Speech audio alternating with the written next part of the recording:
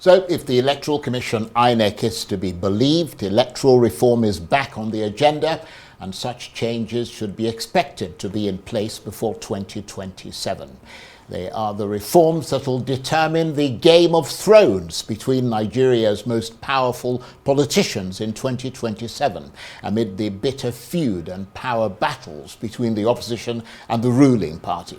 As relations between the two sides continue to fracture, analysts say that's all the more reason why there must be deep-seated electoral reforms that can address systemic problems and ensure free and fair voting, the independence of the Electoral Commission, INEC, the removal of executive and partisan control, the protection of the rights of voters, a new political environment that encourages people with vision, expertise, and integrity to come forward. So how likely is that all this will come to pass? Or is it more likely that 2027 will be more of the same? Well, for more on this, I'm joined now in the studio by Samson Itodo, Executive Director of YIAGA Africa, a civil society group dedicated to the promotion of democratic governance. Good to see you again. Thanks, Charles. Always good to be here. So the chairman of INEC, Mahmood Yakubu, says expect electoral reforms before the 2027 general election. You've been, I suppose, interfacing with them, might be a good way to describe it. Holding, meetings and all the rest of them, giving them advice and recommendations. Do you know the kind of reforms he's talking about? Yeah, so Charles, there are a two-pronged approach to electoral reforms. The first is administrative reforms. The second is legal reforms. And what it simply means for administrative reforms, there are actions that INEC can take on its own to reform the process.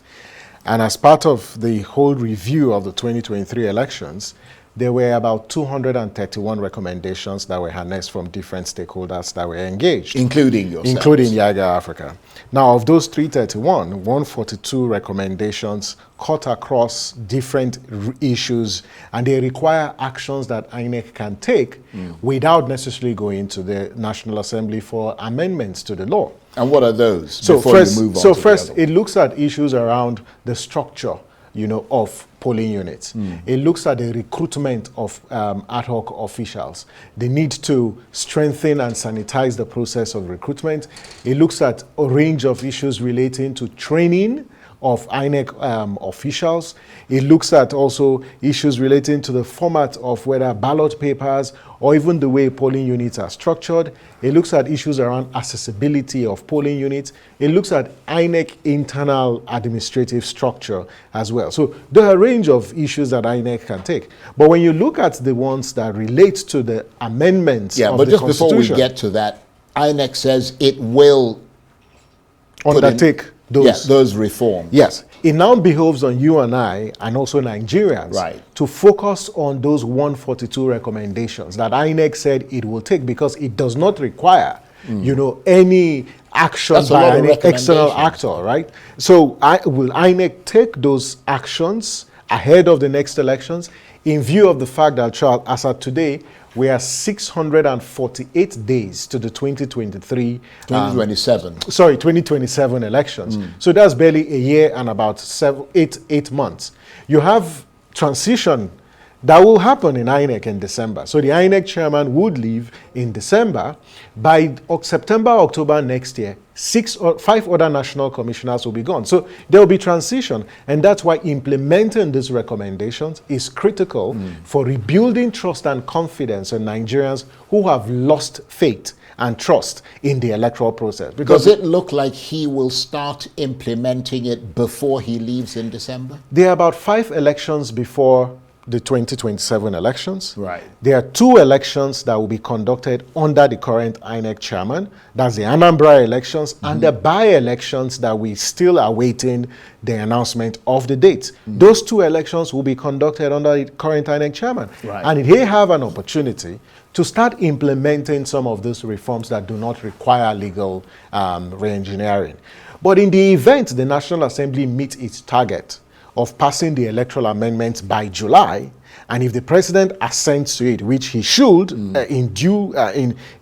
promptly, then we would have the opportunity to start testing and implementing a new electoral law for the Anambra elections as well as the by-elections. Right. Well, let's talk about those 8 reforms that require electoral. I mean, they require sort of a change in law. Yeah. Tell us about. Actually, quite frankly, when you look at the 8 recommendations INEC has proposed for electoral amendments, especially the electoral. So there are 4 of them that relates to the Constitution, and there are about 16 provisions in all. What are those provisions? The first one, INEC is proposing that the power to appoint resident electoral commissioners should be divested from the president and vested in INEC. So INEC can appoint state directors of elections and in the FCT.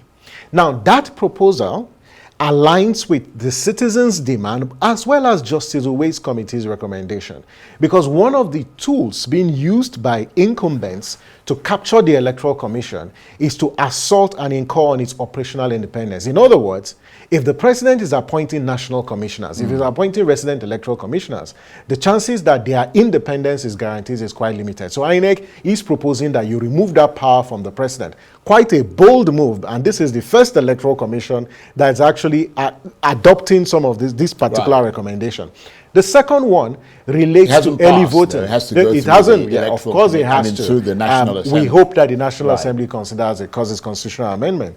The second is early voting. A very progressive proposal, because it gives journalists, election observers, INEC officials, security agents who are on essential election duty to cast their vote at every election. It also gives inmates, prisoners who are in incarceration, the opportunity to cast their vote, including Nigerians in diaspora. So that's one progressive proposed amendment. The other amendment, relates to the PVCs, that the downloadable, the permanent voters card. Right. INEC is proposing that the law should be amended to legalize the use of electronically generated permanent voters card or any other official ID recognized by the Electoral Commission. That again also aligns with the demands of citizens and other stakeholders, because what it does is it increases accessibility to voting. We've seen cases where Nigerians were disenfranchised because they didn't have their PVCs, not because they didn't show up to collect their PVCs, but as a result of logistical challenges on the part of the Electoral Commission. So if they had perhaps their driver's license or something, or passport or whatever. Exactly, because we have the BVAS that functions optimally. The voters register is on the BVAS. So if you show up with an official ID and your name is on the voters register, you should be allowed to cast your vote. The one problematic proposal that INEC has made, which contravenes and is against, the demands of citizens, was INEC is proposing that the power it has under Section 64 of the Electoral Act to review results declared under duress or in contravention of the Electoral Act, INEC guidelines and its manual, INEC is proposing that the power of review should be limited to only cases where elections were declared under duress. And that is problematic, because that particular proposal was demanded for by citizens, because it was to address the impunity on the part of politicians to undermine the electoral process. Why is INEC seeking an amendment to that particular law, limiting the exercise of its review powers to only results declared under duress, when we have seen in recent elections where collation officers declared and announced results in contravention of the guidelines? Absolutely. So are you trying to protect election officials from liability when they violate the law? I thought that the Electoral Commission, given recent experiences, will seek an amendment to strengthen that particular law. But this proposal weakens it. Yeah, but and we hope that the national doing that? I don't know. You've been liaising with them. I think the Commission has not come out to explain the rationale for that proposal. Right. It is shocking to us, and we hope that the National Assembly actually jettisons that proposal because it's antithetical, to every attempt to protect the electoral process. Are you going to lobby the National Assembly Absolutely. to drop it? The position of citizens is clear. There's a citizens memo on electoral reform that has got 37 recommendations. And those recommendations have been canvassed with reform members of the National Assembly, and we will continue to engage with the National Assembly to pass those particular laws. But where proposals are made that would not strengthen our electoral process, we have to jettison it and oppose it. But one proposal that INEC has also made is the need to address the ambiguity related to results collation. Absolutely. And our results collation process in needs to be overhauled. But I think it's also limited because the proposal INEC is making is that the National Assembly should clarify, the difference between transfer and directly transmitted. Because those two words were used in Section 60 of the Act and Section 64 of the Act. That created some form of confusion. Yeah. But the biggest problem is that in this whole discussion of electoral reform, we have not seen any proposal that makes electronic transmission mandatory.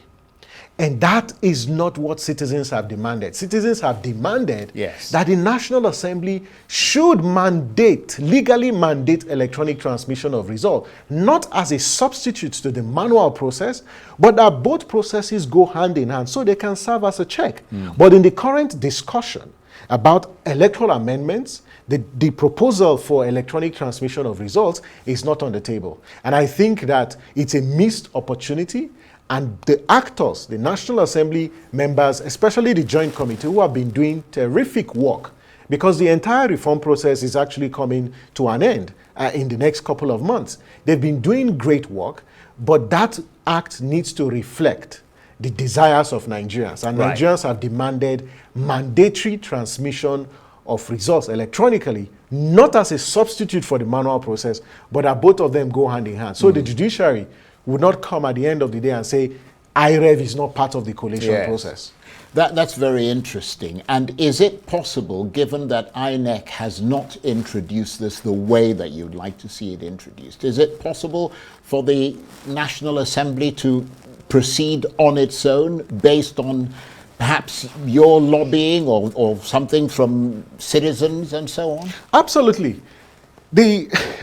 The National Assembly has a legislative competence to legislate, to make laws. It is within the purview of the National Assembly. So they're not going to be limited to what the INEC submits to them. Exactly. Right. That's why when the Joint Committee concludes on the clean version of the bill, it will be presented at plenary, and it will be debated, and then there will be a public hearing.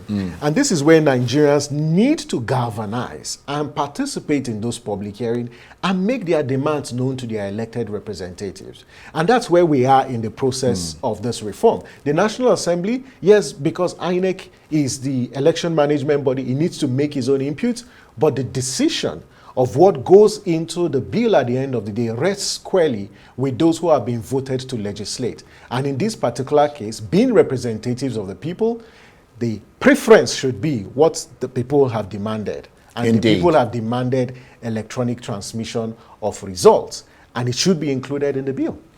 What Nigerians, as I'm sure you know, as well as anyone else, what Nigerians want to see is a new plan that will ensure basically free and fair elections, a new plan that will be tried, tested, and in place before 2027. I mean, are you encouraged by what you've seen more than you were in 2023? I think with respect to the reform process, if we look at the politics and we look at the political, quite frankly, both spheres are quite discouraging. But what I see as shining light, you can see INEC recommendations, some of them align with citizens.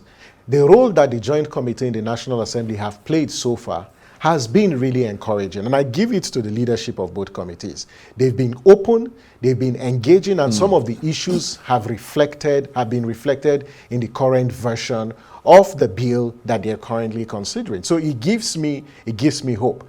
But when you look at the other issues, around First, the body language of the president. And we have made this point consistently, that this is 2 years down the line. We are 648 days to the next elections. The president has not made any pronouncement about where he stands on electoral reform. Perhaps he's waiting for the National Assembly.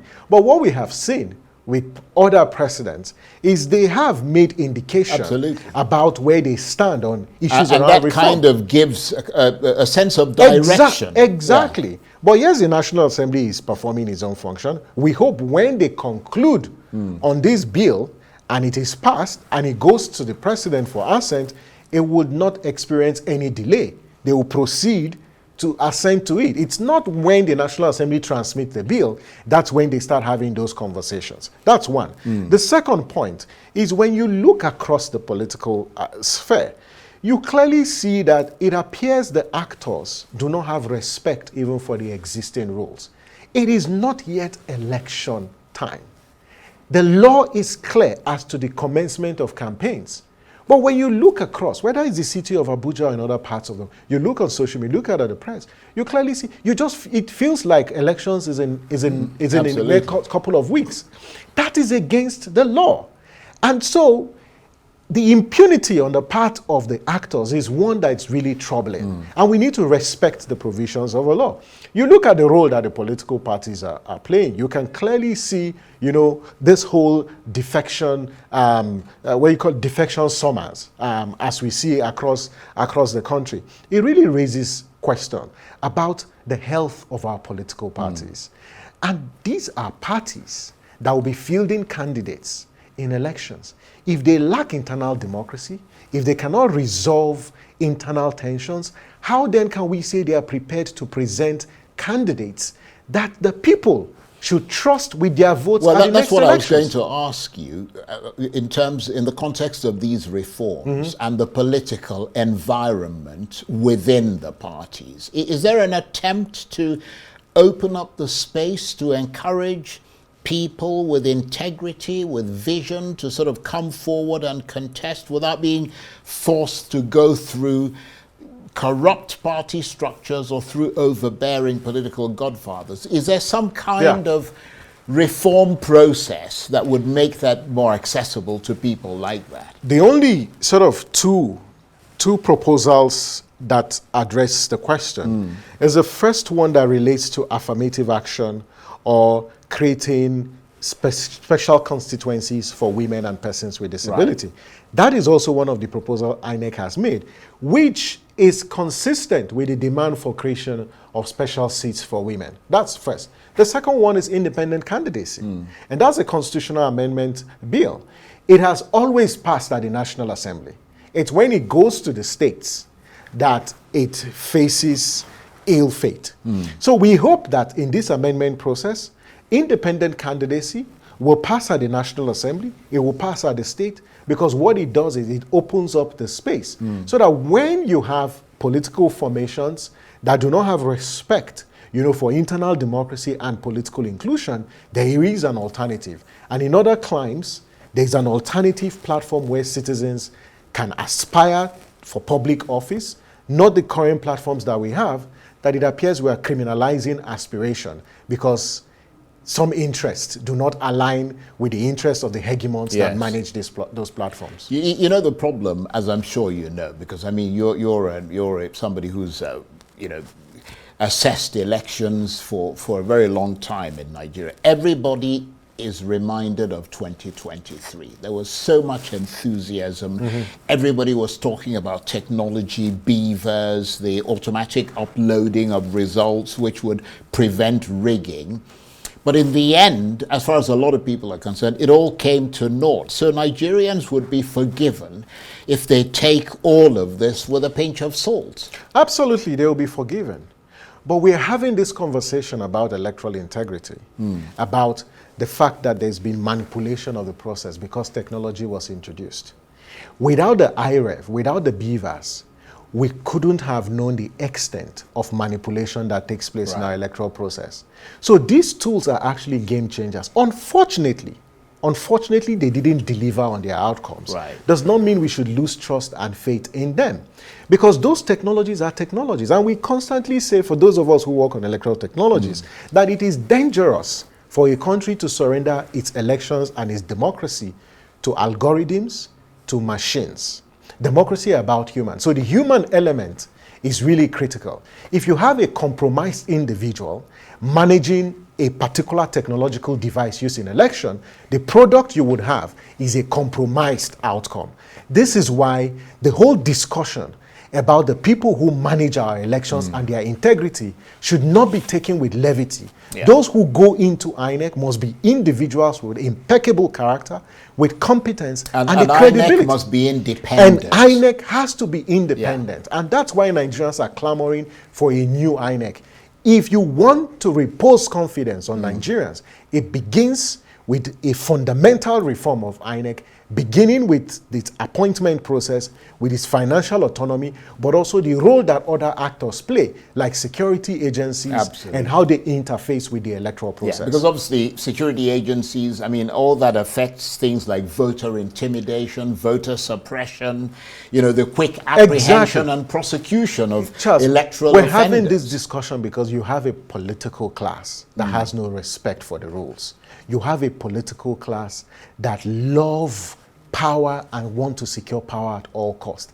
There are certain things that our politicians do that is just unnecessary. You can win election without manipulating the process. Because if the process is free, is credible, it enhances your political legitimacy. Absolutely. But when you rig yourself into office, you lose legitimacy. And they don't seem to understand the fact that our democracy requires individuals who are statesmen and stateswomen to respect the rules. Absolutely. I mean, I couldn't have said it better myself.